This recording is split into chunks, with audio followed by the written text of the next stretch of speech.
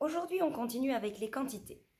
Dans ma vidéo précédente, je vous ai expliqué que quand on ne connaît pas la quantité, on doit utiliser du, de la, de ou des en français.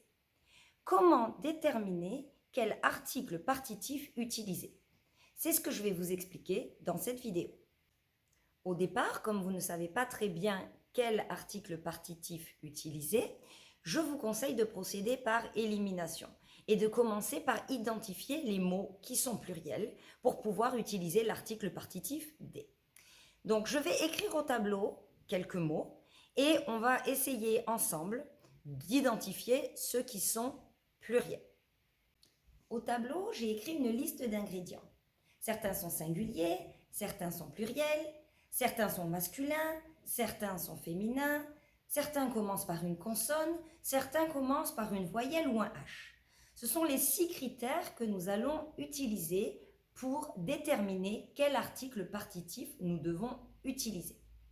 On commence, comme je l'ai mentionné avant, avec le pluriel. C'est le plus facile. Le pluriel a comme marque un S à la fin du mot. Donc, par exemple, dans notre liste, nous avons 3 ingrédients qui sont au pluriel et pour lesquels on va pouvoir utiliser des. Ces ingrédients sont fraises, œufs et pommes.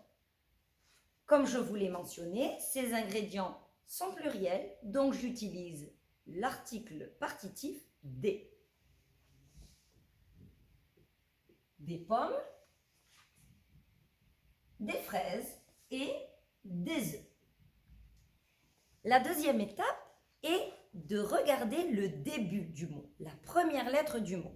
Si la première lettre du mot est une voyelle, A, E, I, O, U, Y en français, ou si la première lettre du mot est un H, on va utiliser l'article partitif DEL, D-E, L'. Alors, c'est le cas ici avec huile qui commence par un H et eau qui commence par une voyelle. Je peux donc écrire de l'eau et de l'huile. Voici pour l'étape numéro 2. L'étape numéro 3 est la plus compliquée puisque pour déterminer si on doit utiliser du ou de la, on doit savoir si le nom est un mot masculin ou féminin. Si le mot est masculin, comme par exemple beurre, sucre, lait ou miel, je vais utiliser du. Je dirai donc du miel, du lait,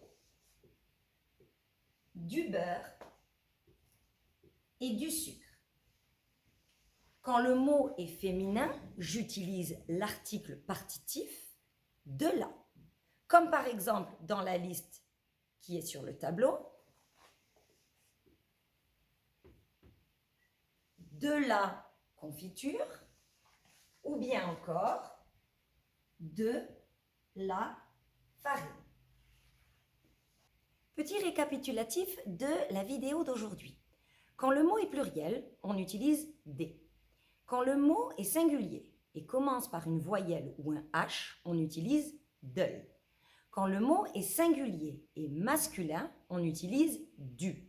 Quand le mot est singulier et féminin, on utilise de la. C'est tout pour aujourd'hui. J'espère que ces informations vous seront utiles. Je vous dis merci et à très vite.